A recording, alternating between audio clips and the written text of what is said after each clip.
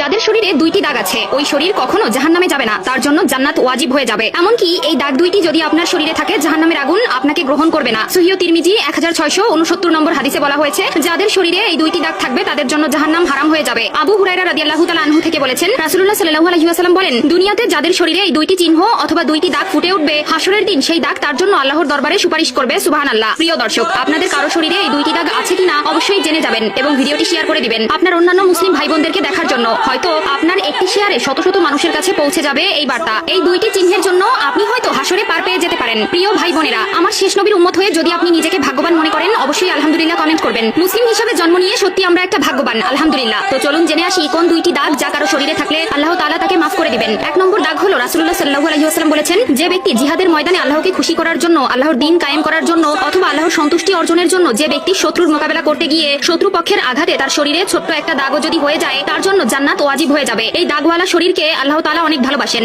এই দাগ থাকার কারণে কিয়ামতের ময়দানে আল্লাহ তাআলা তাকে জান্নাতে দিয়ে দিবেন। প্রিয় ভাইয়েরা আমার, আল্লাহর দ্বীনকে কায়েম করার জন্য যাদের শরীরে বিন্দু পরিমাণ দাগ হয়েছে তারা কতই না সৌভাগ্যবান। আল্লাহ আপনাকে জান্নাতি হিসেবে মনোনীত করেছে বলেই আপনার শরীরে এমন দাগ হবার সুযোগ এসেছে। দুই নম্বর দাগ হলো ফরজ ইবাদত। ফরজ ইবাদতের মধ্যে যদি কোনো একটি দাগ তার শরীরে দেখা যায় তাহলে তার জন্য জান্নাত ওয়াজিব হয়ে যাবে। যেমন যদি কোনো ব্যক্তি নামাজ পড়তে পড়তে দাগ করে ফেলে, যদি আপনার হাঁটুতে, আপনার কপালে, আপনার পায়ে দাগ হয়ে যায়, বুঝে যাবেন আল্লাহ তাআলা আপনার জন্য সুসংবাদ দিয়েছে। তবে এখানে একটি বিষয় হলো, লোক দেখানো নামাজ থেকে